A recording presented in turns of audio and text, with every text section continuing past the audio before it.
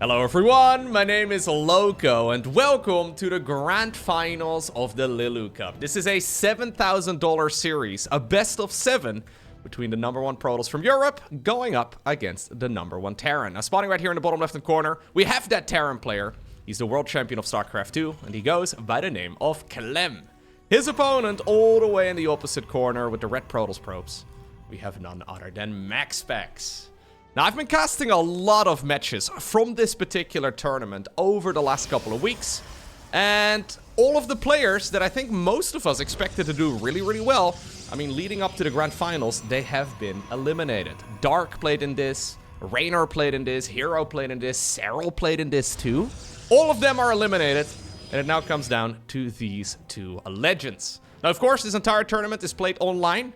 That's the reason why MaxPax is playing, and why we have Europeans going up against Koreans without needing, to travel halfway across the globe. Very excited, though. I haven't seen this match yet. It's a best of 7. Let me fix it over there. It still said best of 1 over there in the bottom left-hand corner. It's a best of 7 between the absolute cream of the crop. Now, Clem, in general, an absolute monster. He doesn't really lose a whole lot. Maybe in Terran versus Terran, you could make the argument that he is not quite as comfortable. Partly also due to the fact that he's been playing a lot of Protoss against Terran. Especially, when he would go up against another Terran player, he's been playing Protoss quite frequently as of late. But in TVP, he is an absolute monster. The same can be said for MaxPax. I don't think anybody really has better Protoss versus Terran than MaxPax right now. So in my mind, this should be a really even match. Now, most of the time, these guys do play rather predictable strategies. MaxPax has been mixing it up, especially against Zerg a lot over the last few months. Against Terran as Protoss, you don't really have as much flexibility. Maybe we'll see a little bit of Stargate play on some of the larger maps, but most of the time, MaxPax is very much so a Blinky boy. He likes playing the Blink Stalker builds, and he likes going for the more aggressive strategies. Be it off of 3 gates or 4 gates, or sometimes even 2. He does like having that early game mobility, and it means that things like, for example, Widowmine drops and aggression, like, for example, anything with a Raven, can really be quite frustrating. When you never open up any sort of Skartels or any sort of Stargate at all, it does become a little bit more difficult to deal with. Now, apparently we're starting this match off with a cheeky little proxy starport here by Clem. Okay, we're gonna go for a Hellion drop. It will indeed be a Twilight Council. But it looks like Clem is going to be pumping out Hellions 2 at a time, fill them up with little Medevacs, or fill the Hellions, rather, into a little Medevac, and then, well, we'll arrive a little bit sooner on the other side of the map, because the starport is planted way out. Adept trying to get some vision. It will be sent across right now. A second Adept is available. It's really tricky, though, for MaxPax to pick up on this sort of thing. Because there is, of course, a command center. When he gets up to the high ground over here, he should be able to see it. He won't necessarily be able to notice that there is no starport. Maybe the Adept can see that the Hellions would move out. But this is something that can very quickly hurt. Protoss in general in the early game doesn't have a lot of units. A lot of the money goes to infrastructure for now. And with that Adept spotted on the other side of the map, Clem decides to risk it, as he is gonna send those Hellions out. Medevac just about to finish up. Pretty much a perfect timing here by our French Terran, who's now landing that command center on the low ground. Adept could be a bit of a nuisance, but I'm gonna keep my camera right over here on this Hellion drop, because this is going to hurt. 3 minutes and 50 seconds is when this hits. Very quick reaction speed by MaxPax, using those probes to tank as many of the shots as possible. Great pickup there on that one weakened Hellion. Okay, well, that is, I don't want to call GG, but that is pretty much game over. Yeah. And this is one of the great frustrations of Protoss players. When you don't see what's going on, and you can never really scout the entirety of the map. When you don't see exactly what's going on, this type of stuff can just instantly lose you the game. It's not even over yet. Well, I don't know if he's going to get more kills. Maybe 1 more? 2 more? He's gonna sec the Hellions now. Yeah. So this is going to force MaxPax into an all-in. Obviously, he will have Blink. He's got triple gateway. I don't even know if he needs to go back to probe control. I wonder if he should just go and commit to a push. Maybe he can try and play catch-up, but at this point, obviously, Clem knows that there will be a counterattack. He knows that it's going to be Blink Stalker. because he hasn't seen any Stargates, and he has seen that there are a bunch of Stalkers out in a Twilight Council. So the upgrade should be done about now. We have a bunker over here. We have got 2 siege tanks, a bunker as well on the high ground. Ah, brilliant game. Pretty much a perfect game here so far by Clem.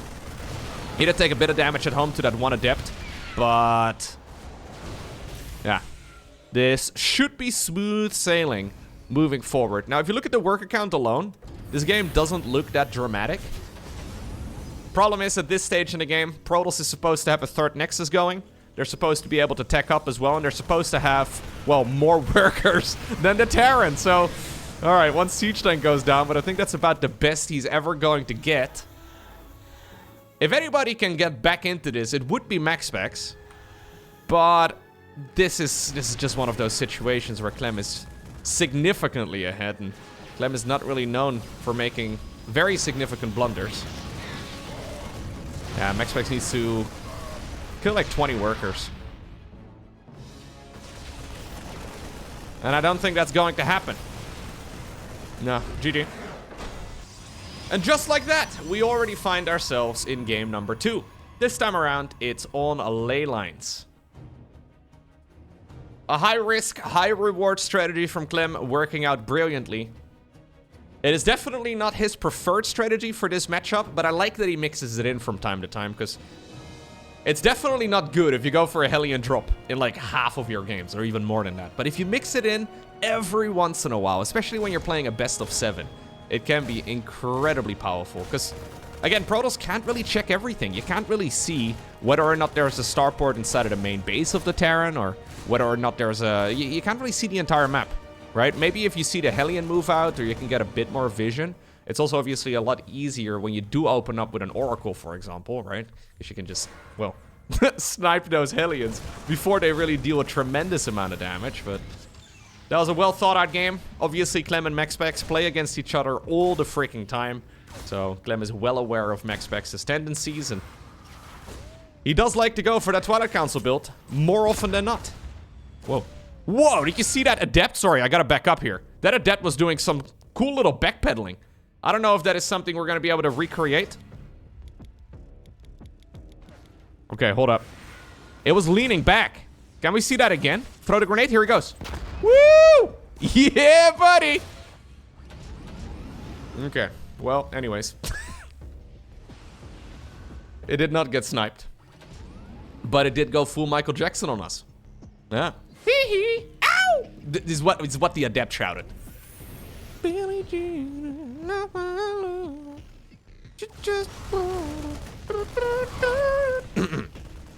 they're still dancing.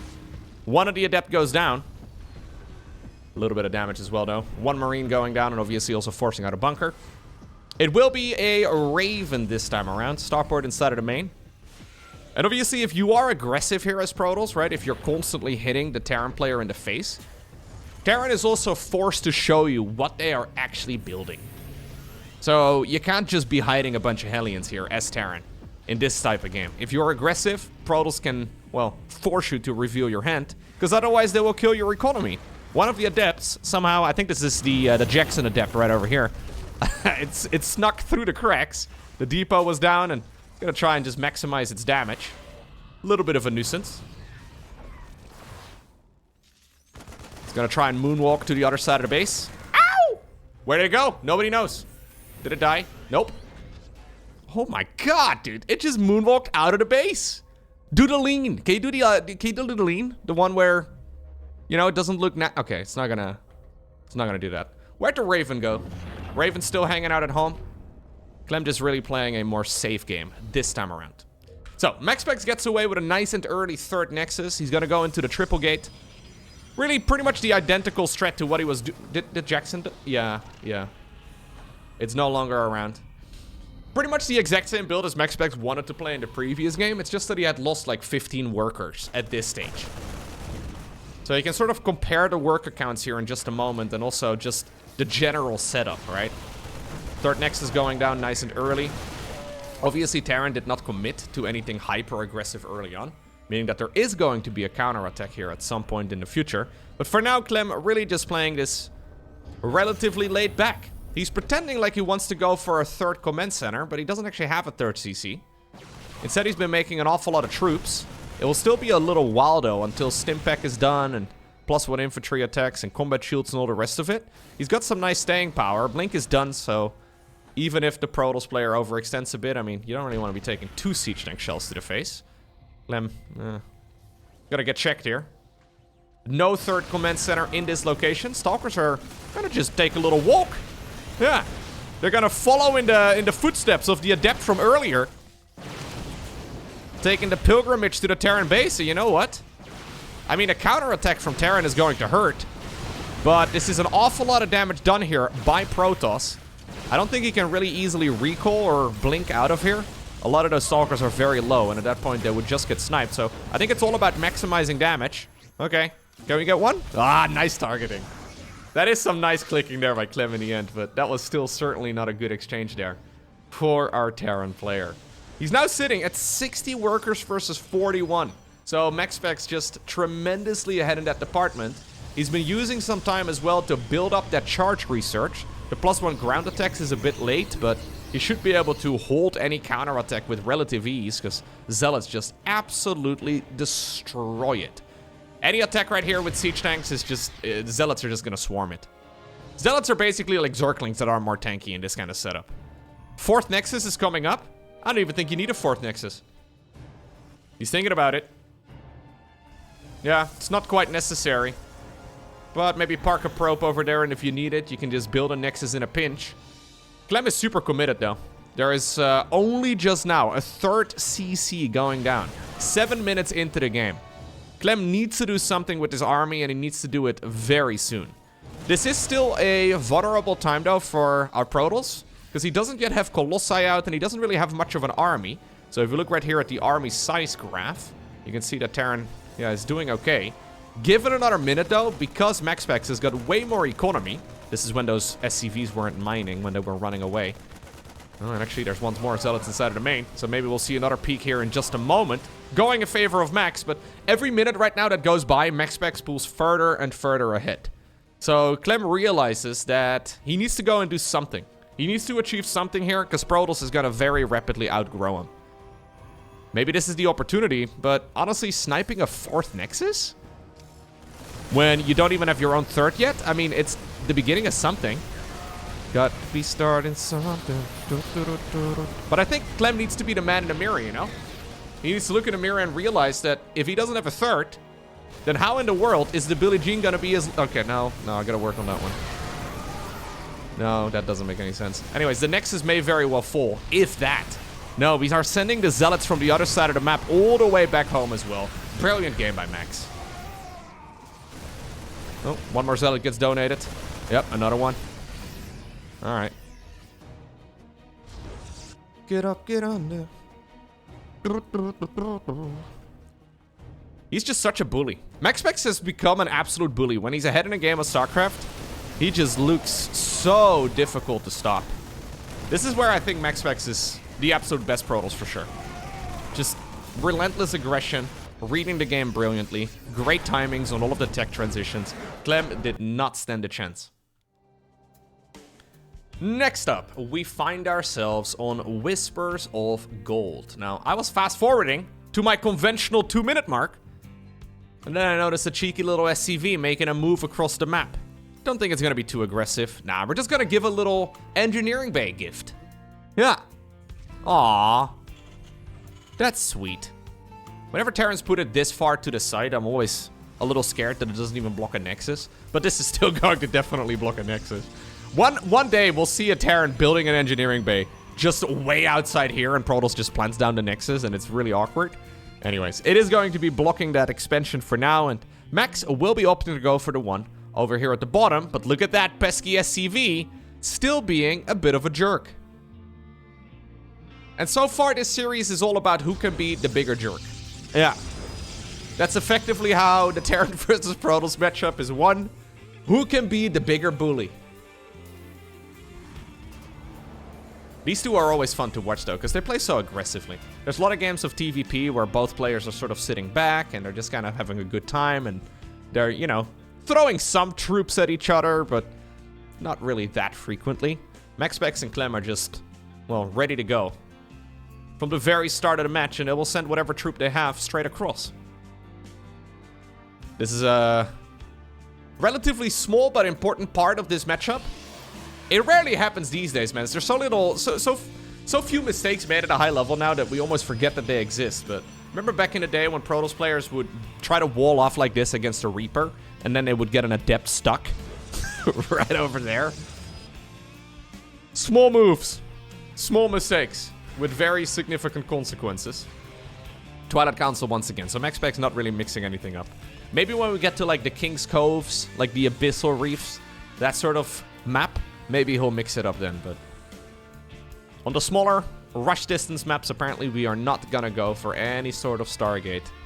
We're just gonna go into the good old Blinky boys. Now this is not really that easy of a map for blinking. Oh, we're trying to do the trick. Yeah, there's a relatively small amount of space to blink into the main. It's doable. I mean, you can play Blink on any map. MaxPax will play Blink on any map, okay? If you see MaxPax never going Blink on a certain map, you probably shouldn't go either, but it is the one strategy that you can get away with if you play well every single time. Terran doesn't really have that luxury. Clem now going into a Cyclone opener. It's a little different than what we had seen so far. Cyclone is especially very good against any sort of Skytoll start. So Oracle builds, Phoenix builds, all the rest of it, like Adept into Oracle in particular. Cyclones just shine. They're still not bad, obviously, against Blink Stalkers, but you're sort of hoping that the opponent is going to go for something Skytossy. Not the case. Alright, MaxPax in the meantime has already built up a expansion here. Obviously, he will be adding on a third base eventually in the natural low ground. It does mean, though, that Clem has got a very quick line of attack if he wants to go across. Because obviously Protoss is much more exposed out here. How many gateways are we going for? Once more, 3. Yeah, so MaxPax really did used to go 2 to 4. These days, though, it's pretty much always 3.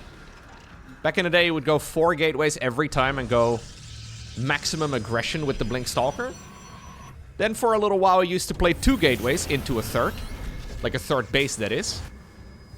I think you realize that that is sometimes a bit too greedy. So instead, we're going to go into a triple gateway every single time now.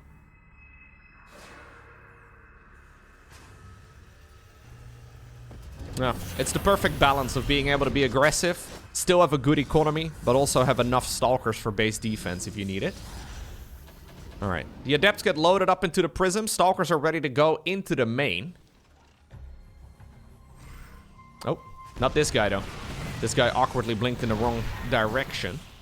There is already a siege tank set up over here, so should be relatively easy for Terran to defend here. There is a lot of space, a lot of movement Protoss can use, even though blinking into the main is a bit messy here on Whispers of Gold.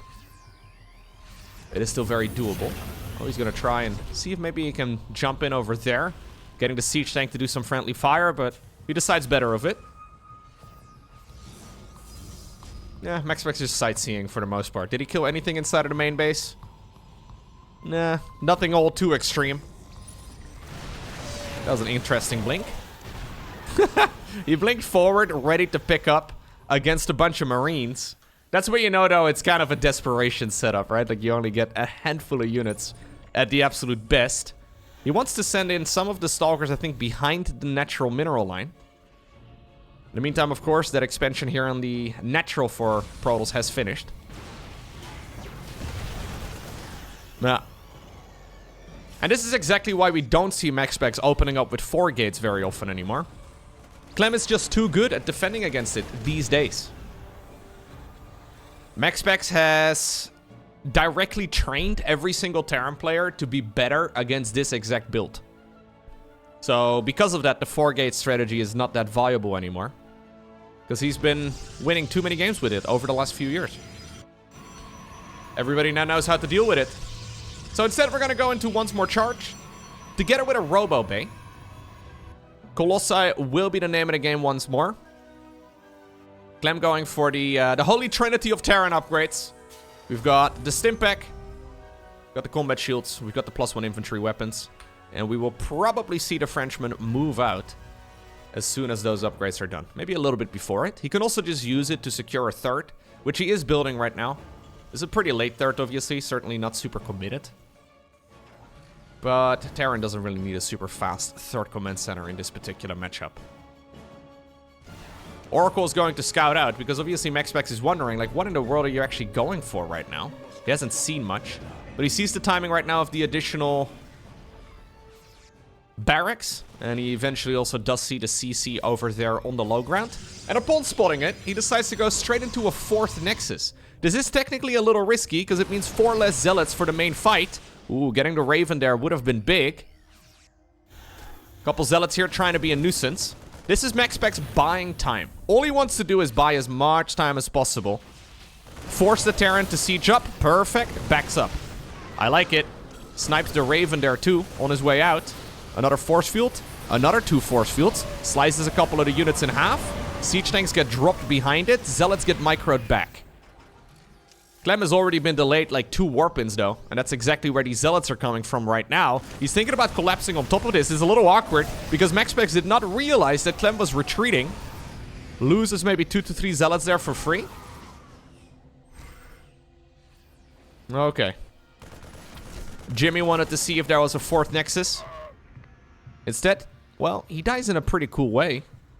I mean, if you're gonna die, dying in a cool way like that is, I guess, something. He did the coolest flip of his life. Problem is, though, that next time that Clem goes across the map, he will be playing against Colossus. And he knows it. So he's already sort of starting up... Yeah, there's 1 Colossus out at this point. He's already starting up a Viking or 2, but it's not really too smooth. Trying to secure the... This is a bit of an overextension by MaxPax. He's trying to secure the 3rd command center right now. Okay. He wants to get underneath that prism, and he does get the prism here in the end. Colossus is not gonna be far behind. MaxPax's heavy overextension here. Yep, it's going to cost him dearly. Clem snatches up a lot of kills. And suddenly, the army size of MaxPax takes an absolute nosedive. Income-wise, he's of course fine, because he's had that 4th Nexus here. Some of the SCVs weren't mining for a bit, so that also benefits the Protoss economy. But does he have enough to actually hold on against this counterattack? Because at this point, there's 11 Zealots and a Colossus. That's about it. Siege tanks are going to siege up in the most frustrating position for the Protoss here ever. Gets one of the tanks, though. That was actually really nicely done here by Max. Those siege tanks are dangerous, but there's only now 1 set up here. Colossus, where are you going? Colossus, go back home! There are Zealots, by the way, going in on the other side of the map. Reinforcing bio troops should be able to make work of it. Colossus now trying to join in with its brother. 4th Nexus, though, in a world of trouble here. It is absolutely critical for MaxPax to keep this Nexus alive. Zealots that were in for the counterattack are now going back home. He's trying to see if he can use it to, okay, grab one of those Widow Mines. And you know what? MaxPax actually miraculously defends. That was a critical hold. Still by no means a good position for MaxPax. But losing that 4th Nexus is basically the same as losing the entirety of the game. At that point, the Terran aggression would just become very oppressive. You just lose way too much time. Okay. So we've got ourselves a game. I'm still favoring Clem here for sure, mostly because his army is just absolutely massive. He's trying to do a Bjorn right now where he's boosting Medivacs into the main base. I've seen this go wrong a million times for Bjorn, but apparently he's going to be able to get away with it this time around. Yeah, the Medivacs unload. Colossi awkwardly derping into one another. Widowmine does detonate right there on one of the sentries too. And the rest of the reinforcing bio army is here to finish the job that they started earlier. Nexus at the 6 o'clock falls. MaxPax has been torn apart in all the different places, and this is very, very tricky now for the Danish Protoss player. He's sort of chasing after the army, but obviously the Terran here is very mobile. Those Medivacs just helping out a lot in that department, and well, he is killing a couple troops. We see some more cool flips here from the bio units. What do you do here as Protoss? Well, Clem knows what he needs to do. He decides to go into the +2/+2 research. Ghost Academy coming up. We're going into the Vikings. We've got a 4th command center. Clem is basically crossing every T, dotting every I, not taking any chances. And he's still ahead in every department of the game. So he is just pushing his advantage. This is going to give MaxPax a little bit of time to potentially come back. But it requires a very significant blunder now from Clem to really lose this position here. Now, it's doable, though. The Protoss army is dangerous. MaxPax has decided that his way to catch up is to go double Nexus as well as a Dark Shrine. So he is playing triple Nexus? He's playing exceptionally greedy just to try and get back in. I mean, the age-old adage still goes, right? When behind Dark Shrine. That is something that Protoss players have grown up with. You may as well. Never count a Protoss player out who has 69 probes. If there's one takeaway here, it would be that. You know what? It looks like the next guy will actually live. Next line of attack, though, should be going across the map very soon. Clem is now maxed out. He's got the 2-2 upgrades finishing up. He's got just a banger army. Invisible men are here. Not all heroes wear capes. But these guys do. There's one in the third, one in the main, one in the natural. MaxPax just trying to keep this Terran player occupied. So maybe he's got an opportunity at getting that economy rolling and actually maxing out himself. Yeah, the DTs are mostly just as a means to buy time. So very similar to those zealots from earlier. And Clem is kind of awkwardly pinning back and forth, right? Like he's going back and forth between his different bases. I don't really enjoy this delay all too much, but apparently he's confident. We have another starport coming up. Barracks 6, 7, and 8. Clem ready to also go into that Liberator style. He decides to go into the 3-3. This is now giving Max out time to go into Disruptors. One of the Nexi gets spotted. With +2, it will die very rapidly, and I don't think we're going to see too much. Probably see another Nexus here in just a sec. Widowmines intercepting the Zealot run by. Great play here by Clem. But I'm also wondering if he really needs to play it like this. I've just seen so many games. Like, technically this is perfect. It's just really easy to take one of the Disruptor shots to the face. Oh, no. Whoa, dude! Thank you for the cue there, Max. Making me look really smart. That was an absolutely massive hit. Clem was trying to target fire it down. But that's exactly what I was trying to say. That is so much damage done with a single Disruptor. It rarely happens at this level of StarCraft, but mistakes are made. Clem thought he could kill it in time before the Nova would detonate, and suddenly MaxPax is on the hunt. Maybe don't be on the hunt, though. Maybe, like, take it easy. Do another warp in, yeah. Lots of SCVs are dying. Third Command Center in a world of trouble. MaxPax actually now leading again economically. His army is looking pretty good.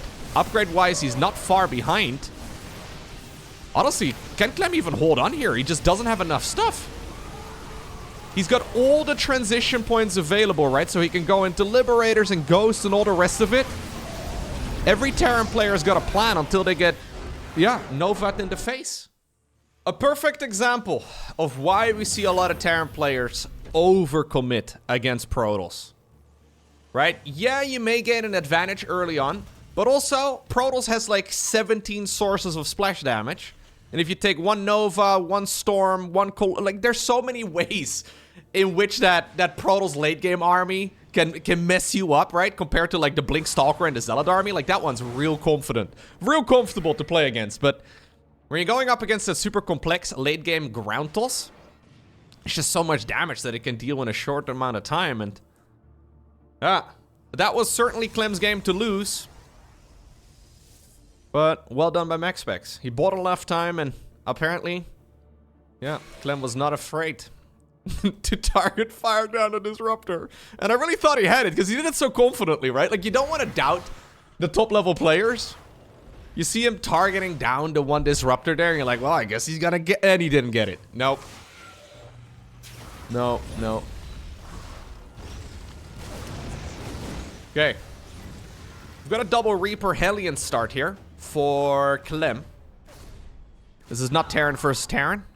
Quite commonly played in TVT. We have 3 Hellions together with... 3 Reapers rather, together with 2 Hellions. MaxPax is going to be in a little bit of trouble, but he decides to wall himself in at the front. And I like this. Huh.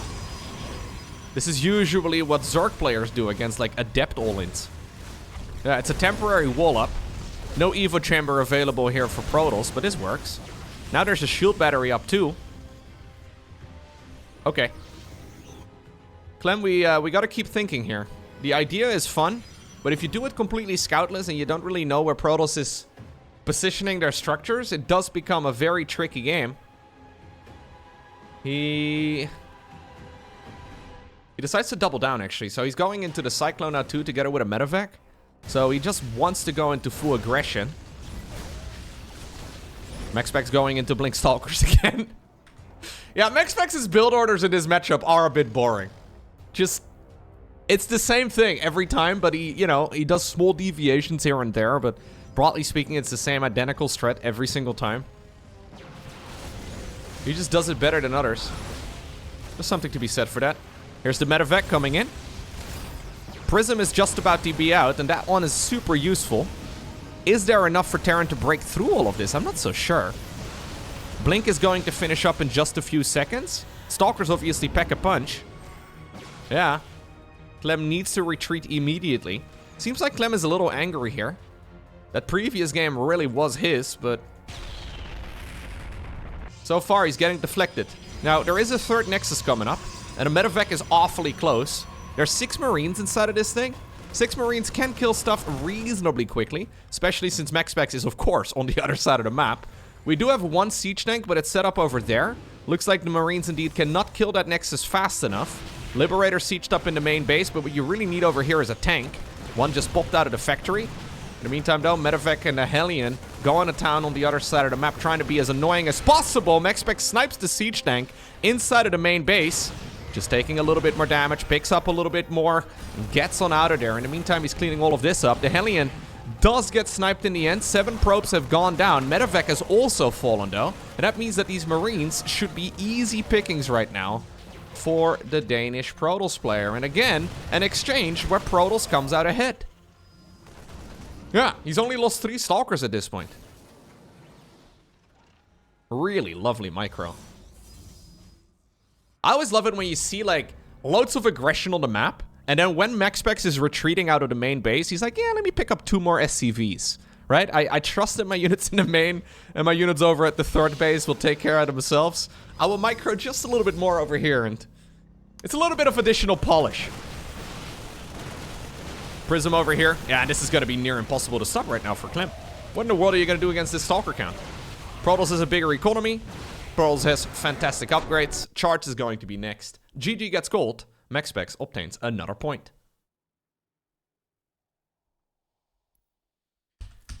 Woo! What's going on, Fred? Hello, hello. You're gonna start practicing the MaxPax strat? Do it. This MaxPax guy is pretty good, though. Very difficult to execute, but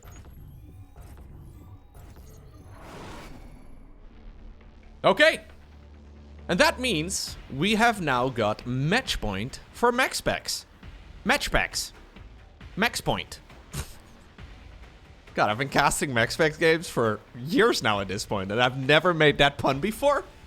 Ay. Maybe I have. I cast too much StarCraft. I don't remember. Anyways, we find ourselves on Amygdala. Honestly, Clem was a little overzealous in that previous game. I think he's a bit upset about the loss against that one massive disruptor hit that we had earlier today on Whispers of Gold.